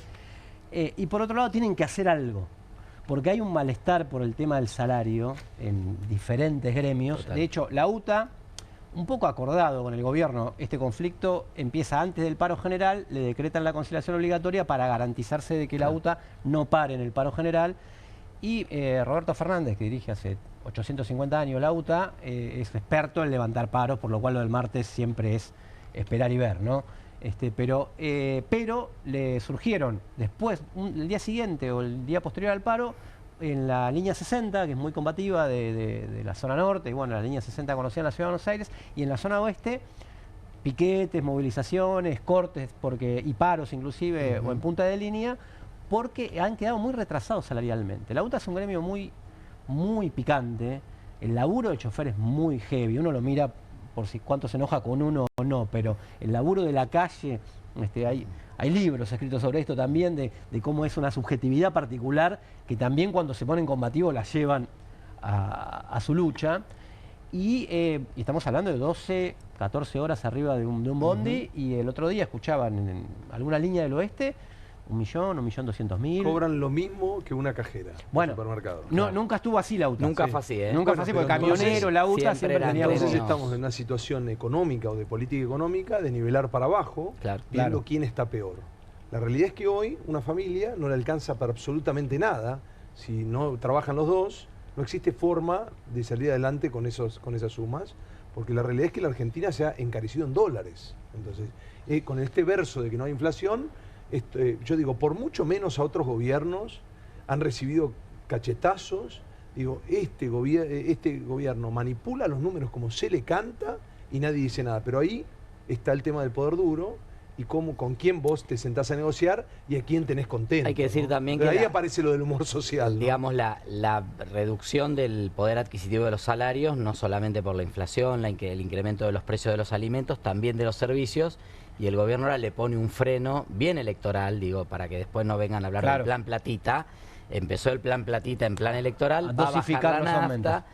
Los aumentos tienen un tope del 3% a partir de este mes en los servicios. Es muy peligroso esto, porque si después de octubre pretenden hacer las reformas profundas de lo que pretenden hacer, que el Fondo Monetario Internacional, dicho sea de paso, su rol para el que fue creado, no tiene nada que ver con esto que se parece mucho más a la basura, digamos, a lo oscuro. Digo, el Fondo Monetario Internacional prevé cambios profundos en tema de la jubilación, el tema del trabajo, digo, entonces todas estas cuestiones, post-octubre, o sea, lo único que están haciendo es, de alguna manera, comprar tiempo. Claro. Eso debería tener costos. Sí, yo creo que subestiman también, ¿no? Me parece que hay una lectura un poquito sesgada del gobierno de qué es lo que está pasando en la base, y me parece que hay un malestar por lo pronto, creciente. una buena parte de la CGT, de la cúpula de la CGT, ha sido funcional a esto, y te aseguro que están desatendiendo el pedido y el reclamo de las bases, más allá de que después aparece esta discusión, bueno, está legitimado este gobierno, la mitad de los argentinos votaron esto. Estoy seguro que no votaron esto. Bueno, ahí tenés un problema, ¿no? Ahí tenés siempre un círculo vicioso, porque lo avalamos porque la mitad de los argentinos, nunca se sabe si la mitad siguen siendo la mitad o no, porque las encuestas también son la mitad. Claro. Y a la vez, con ese aval, lo estoy fortaleciendo para que más argentinos digan que en realidad no es un gobierno que está débil. Entonces, la CGT, con el poder que tiene, pese a la disminuido que está, podría no decir que va a ser una huelga insurreccional contra el gobierno, pero defender a sus trabajadores y la caída salarial, lo podría hacer con un poco más de contundencia. No hacer este triste papel, ¿no? No, ahora, a la vez, tiene que hacer algo. Y yo digo que eso habla un poco de, aunque sea para descomprimir, el paro fue para descomprimir, Sí, porque claro. por eso mucha gente después no quiere parar. Porque dice, yo voy a parar, a mí me descuentan el día, en muchos lugares de laburo me descuentan el día, y después a mí, ¿en qué me sirvió? Porque al no ser una medida contundente, dentro de un plan de lucha, dentro que tenga objetivos, que se discuta, que la gente diga, yo quiero seguirla de esta manera o de otra, con una movilización contundente, después te dicen, y bueno, yo no... Te aporta, digamos, a sacarte gente para el próximo paro. Fernando, recordemos, digo, si hay un símbolo de esto que vos estás planteando, es la fallida negociación de Andrés Rodríguez de UPCN, que cerró una paritaria bajísima, a los 5 días 3 horas antes de que se publicara el índice de inflación, que todos ya sabíamos que iba a dar por arriba del 3%. Entonces digo, y después dice, pero lo que pasa es que me llamaron para cerrar. Bueno, a ver, esta gente fuma bajo del agua, con lo cual no es que te pasa, se te pasó. Entonces, no son Heidi, ¿no? No son Heidi, digamos, este sistema grita un recambio, ¿no? Sí, necesariamente, también. más que repensar, digamos, porque efectivamente si se han olvidado, digamos, de su rol y no lo cumplen, digamos, tienen que, en algún momento se termina el partido. O sea, ahora, el referee... Hoy Daer salió a decir que no hay diálogo con el gobierno, ¿no? A veces hay miradas. Se comunican con la mirada. Vos decís que se entienden con una mirada, con un guiño. No, pero hay una pulseada. Hay una pulseada. El gobierno, a ver, los salarios en sí mismos no son inflacionarios, porque esta es una discusión ideológica de siempre, ¿no? Porque siempre se le echa la culpa a las paritarias de los salarios, la puja distributiva. Todo liberal que te habla de la puja distributiva, en el fondo, cuando lo apretás, te dice hay que bajar los salarios. Porque la otra parte de la puja distributiva no le preocupa tanto. Claro. Pero bueno, todo liberal, digo, hasta inclusive los liberales buenos, entre comillas. Bueno, no, digo, por lo menos son estos intelectualmente. Discutámoslo. Bueno. Honestamente, yo para mí no, porque además, digo, se sigue discutiendo en la Argentina y en el mundo, se sigue discutiendo la pobreza y nunca estamos en capacidad de discutir la riqueza. Y en realidad, lo inescrupuloso, lo pornográfico, lo repugnante, tiene que ver con un sistema de acumulación que no tiene límites. Este es el punto.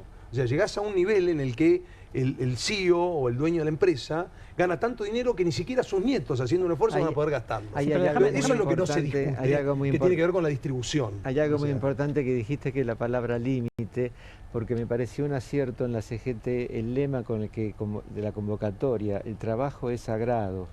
Y la palabra sagrada, más allá de cualquier connotación religiosa, además, tiene que ver con algo que va más allá de nuestra condición existencial. Lo nuestro, la esencia del ser humano es el deseo. Y si hay deseo, es necesario el trabajo, más allá de que haya salarios, no haya salarios, incluso imaginando un mundo donde todas las máquinas, una persona no podría dejar de poner su esfuerzo para lograr algo, porque esto enferma. Claro, transformar. Exactamente.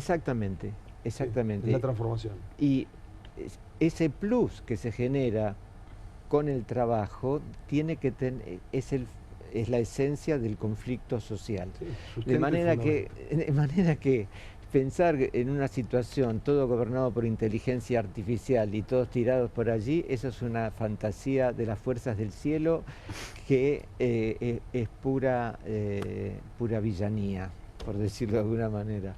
Te agrego lo de la puja distributiva, porque yo creo que el límite de la inflación está muy al límite, y cualquier ronda de paritarias que se le vaya más en los números que ellos manejan es un problema, ¿no? Y retomo lo que decía de la agenda del Fondo Monetario para ver, digo, el otro costado de esto, porque el gobierno hizo mucho, pero el Fondo Monetario le dio plata ahora, o le dio los dólares prestados para financiar lo que tiene que hacer, no por lo que ya hizo. ¿Y qué es lo que tiene que hacer? El famoso objetivo de Perú, terminar con esto. Así, inclusive con las malas caras que a mí no me gustan de las dirigencias sindicales, terminar con esa organización sindical, es decir, nivelar para abajo, poner a todos los trabajadores en condición del como está el trabajador de Rappi o cualquier informal. Precarizarlo todo. Precarizarlo todo, terminar con los sindicatos. Hecho, Chile, terminar con sindicatos. De hecho, el ARCA hoy estrenó en su página web del portal que te puedas desafiliar. Una opción que dice desafiliación al sindicato. No nos olvidemos. Dice, recibo de sueldo, vacaciones, no sé qué, desafiliación al sindicato. No nos olvidemos del eje fundamental que es la cesión de soberanía. Cuando vos, efectivamente, no importa lo que votes y lo que elijas, si vos te endeudás con un tipo que después interviene, digamos, y que decide en tu casa lo que vas a comprar, lo que vas a comer, o lo que vas a decir, o lo que vas a alquilar, o peor aún, lo que vas a vender y cómo lo vas a vender, digamos, adentro de esto, no solo en la cuestión económica para resolver, sino también hay vendepatria y hay algo que tiene que ver con esto que él decía recién, de dónde estamos nosotros, y es mucho más que un suelo. Esta cuestión no es un tema menor, digamos, y que en general también no lo debatimos con ese nivel de profundidad. No solo nos están endeudando, sino estamos perdiendo todos los días soberanía. Es que el problema es que no hay una noción de soberanía en los funcionarios de este gobierno. Están contentos de darle la llave al Fondo Monetario. Si no, después de las declaraciones de Cristina Georgieva, hubiera sido algo digno que algún funcionario del gobierno dijera: señora, disculpe, acá hay un acuerdo firmado, nos regiremos por el diálogo entre los equipos técnicos para ver si cumplimos con los principios. ¿Qué acuerdo, no? Bueno, algo hay, pero digo... No, Georgieva dice, primero nos dice voten bien, nos dice que tenemos que votar. Después dice, no era para la gente, era para el gobierno, los estaba cagando a pedo. Nadie dice nada, o sea, nadie se queja. Entonces hay una noción de no soberanía de parte de los funcionarios del gobierno que obviamente es grave, ¿no? Hemos llegado al final por esta noche de Comunistas y voy a invitar a mis camaradas a que se tomen 30 segundos cada uno para despedirse. Empiezo de vuelta por vos, Esteban, aunque recién estabas hablando. Decir que mañana es un día para recordar que todo lo que se ha logrado es fruto de la lucha. Que sin lucha, sin organización, podrá mutar la forma de organizarse, podrán cambiar los actores, pero la verdad que todo lo que se ha logrado a lo largo de las últimas décadas en materia de inclusión y de dignidad del sentido del trabajo tiene que ver con la organización y con la lucha, así que a festejar, si se puede decir, a conmemorar, a celebrar, como cada uno prefiera, feliz o combativo día del trabajador y la trabajadora. Ningún derecho se gana sin lucha. Nada, absolutamente nada. Fernando. 8 horas de trabajo, 8 horas de sueño y 8 horas de ocio, decían los mártires de Chicago. Se ha corrido tan a la derecha, porque circuló también en la mesa cosas que a mí me generan para discutir, pero no se puede discutir todo, que luchaban por liberarse del trabajo, como esclavitud. No en el trabajo en el sentido de lo que decía Sergio, que coincido, transformar la realidad, sino liberarse del trabajo como esclavitud asalariada. Querían trabajar menos, digamos. Y bueno, hoy todavía sigue siendo un espíritu de época, porque si se trabaja, como se dice, se popularizó la consigna, si se trabajara menos, capaz que trabajamos todos. Y capaz que tenemos 8 horas de ocio, y eso que un yerno de Marx sacó un folletito que se llamaba El derecho a la pereza, que Adorni lo practica para él solo, digamos, ¿no? Claro. También estaba en el espíritu de los mártires de Chicago, es decir, la posibilidad del ocio, del disfrute de la vida, digamos. Sergio. Sí, destaco que entre los aciertos de este lema que eligió la CGT, el trabajo es sagrado, es que el trabajo nos iguala. Si hay algo que está deteriorado, está degradado, está totalmente hecho a un lado por la administración libertaria, es nada menos que la igualdad, nada menos que, digamos, donde se asienta un Estado de Derecho democrático. Desde este punto de vista, sí, bien podríamos decir que somos todos y todas trabajadores. Juan, gracias por haber venido esta noche y tus palabras, por favor. Gracias a ustedes, me sentí muy cómodo, muy bien. Y quiero decir que realmente una frase que a mí me caracteriza es: el futuro será nuestro por prepotencia de trabajo. Creo que efectivamente tenemos que tomarnos muy en serio este oficio de pensar. Pensar implica ponerse en situaciones incómodas. Esta idea también de repensar, como proponía hace un rato, discutamos la riqueza, no solo la pobreza, y obviamente creo que el trabajo dignifica y que efectivamente es una jornada especial para la reflexión, y adhiero en lo que me precedieron, que es: no se consigue ningún derecho sin la lucha, ¿sí? No hay que tenerle miedo a eso. En todo caso, hay que tenerle miedo a no discutir o a no pelear o no reivindicar derechos tan dignos como el trabajo. Gracias. Camaradas, gracias por haber compartido la mesa esta noche. Juan. Y a vos te decimos que ya llega QR a la pantalla de Bravo TV después de esta pausa.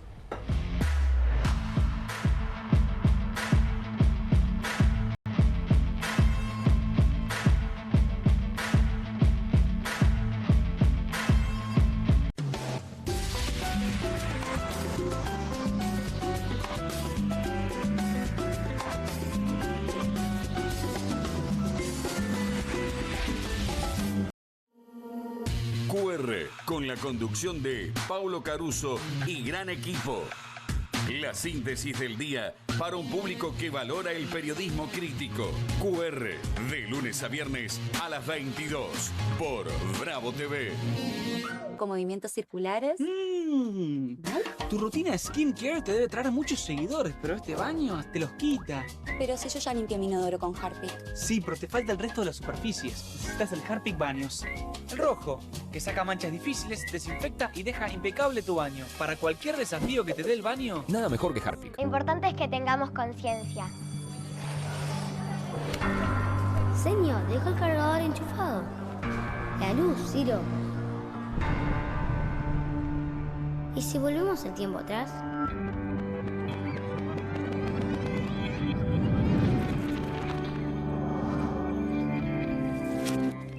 Sí. Pequeños cambios hacen una gran diferencia. Cuida la energía. Sumate al consumo eficiente. Sumate al cuidado del planeta. Edenor. Llegaron las nuevas galletitas Kofler. Rellenas con el sabor único de Bonobón y el más delicioso chocolate Kofler. Tentate con lo último en galletitas. ¿El dolor de garganta arruinó tu día? Confía en Strepsils para darlo vuelta. Su doble efecto actúa de manera local, aliviando el dolor y la inflamación en tan solo 2 minutos. Y con un efecto duradero de hasta por 4 horas. Decile chau al dolor de garganta con Strepsils. Qué bien me caen los que viven como si nadie los estuviese mirando. La que no se queda en el fueguito. ¿Ves como si nadie te estuviese mirando? Confía en tu frescura. Topline. Seguí la línea de tu frescura. Las casas usan diferentes perfumes. Eligen oler a café en la mañana, a veces a ropa recién lavada y otras a madera. Pero cuando quieren oler a limpio, eligen Prosenex. Sentí el perfume de la limpieza. Prosenex. Limpieza que se siente. Hola, soy Katy Michelle con mi nueva Red Copper Square Pan. Es sartén, asadera, molde para horno, olla para pastas y mucho más. Sus paredes altas evitan salpicaduras en las hornallas. Su diseño cuadrado le brinda hasta el doble de espacio de cocción para acomodar más comida. Gracias a su cubierta de cobre, puede resistir los castigos más duros. Estos anillos de cocción de aluminio aseguran que el calor se difunda homogéneamente para que no haya zonas de recalentamiento. Caramelos derretidos pegoteados, no en esta olla. Esta olla reemplaza todo el resto. Llame ahora y tenga su Red Copper Square Pan con tapa de vidrio templado a un precio increíble de Katy, con platos y postres fáciles. Cada Red Copper Square Pan viene con mi garantía. Téngala en su hogar y le garantizo que le gustará tanto como a mí. No querrá perdérsela. Les aseguro, garantizado. Llame en los próximos 15 minutos y recibirá la canasta de fritura. Además, el accesorio para cocer verduras al vapor o asar un pollo entero. Llame ahora mismo y adquiera su Red Copper Square Pan by Eternity.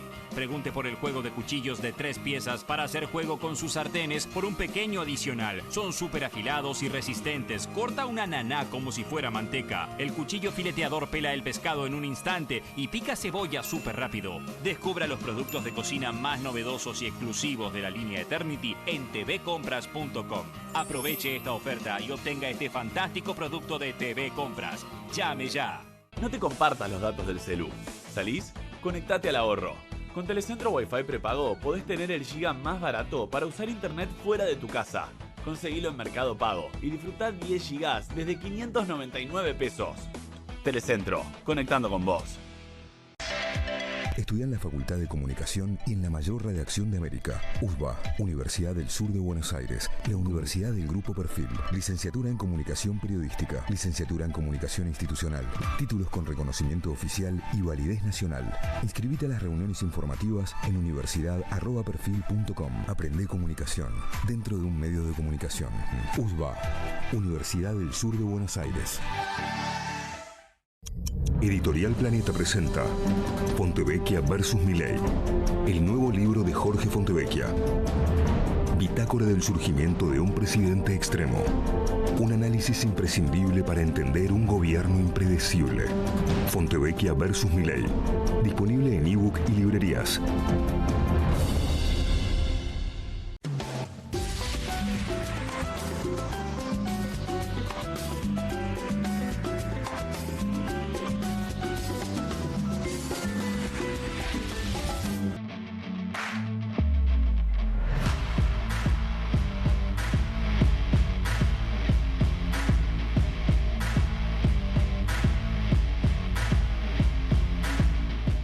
Pasó un minuto de las 10 de la noche, ya todo listo para que comience QR en Bravo TV. Pablo Caruso preparado también. ¿Cómo estás, Pablo? Hola, Juan. Muy buen miércoles con sabor a viernes para mucha gente, ¿no? Exacto, un viernes o algo así. Claro, sí. Está muy bien. Sabor a viernes, mucha gente que ya se fue de la ciudad.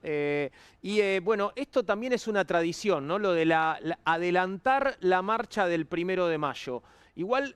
me parece que cuando éramos chicos no era así, Pablo, que empezó en algún momento, no sé, de hace unos años. Sí, efectivamente. Uno puede pensar que se adelanta para darle un poco más de cuerpo pensando en que se viene el fin de semana largo.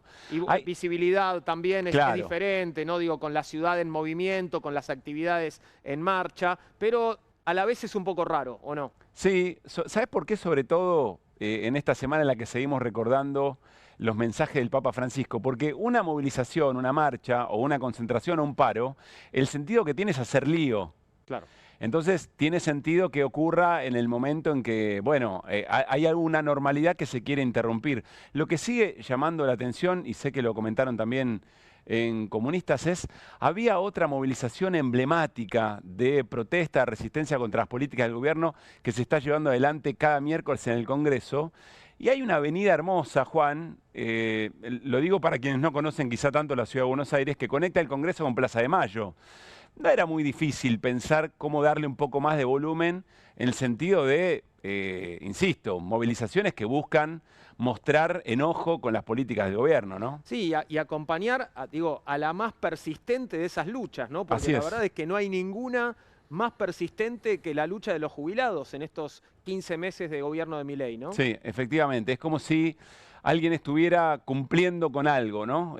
Tratando de tildar un casillero. De todas maneras, fue importante la movilización de las centrales sindicales, de organizaciones sociales, que lo que siguen mostrando es que hay una sociedad que está pasándola realmente muy mal, más allá de los títulos o los anuncios del gobierno, de que los salarios vuelan, de que la economía se recupera en B. Bueno, ahí hay movilizaciones en concreto que lo que están diciendo es que a las familias el presupuesto no le alcanza. No estaríamos experimentando esos datos tan positivos que nos cuenta el gobierno, ¿no? Sí, claro. Después hay otras preguntas, ¿no? ¿Qué significa en estos tiempos de política líquida, si vos querés, o de tanta desconfianza con la política, la calle, las movilizaciones, la organización? Para mí siempre fue muy importante. Viste que siempre se critica, bueno, vinieron en micros, y como si eso desmereciera la concentración.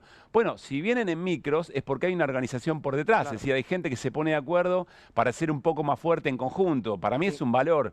Pero es cierto que hay un sector de la sociedad que aprendió a mirar eso con cierto recelo. Bueno, aprendió porque le enseñaron tal vez a mirarlo de esa manera, totalmente. ¿no? Bueno, a poner en todo caso a restarle un valor o darle un valor negativo a la organización y al posicionamiento político, ¿no? Una vez más esta idea de, bueno, el paro es un paro político, es una marcha política, como si hubiera alguna forma de que no lo fueran, ¿no? Como si hubiera la posibilidad de que una representación gremial no fuera política, digamos, ¿no? O no tuvieran un modelo de país o una idea de país en la cabeza. Bueno, insisto, más allá de que la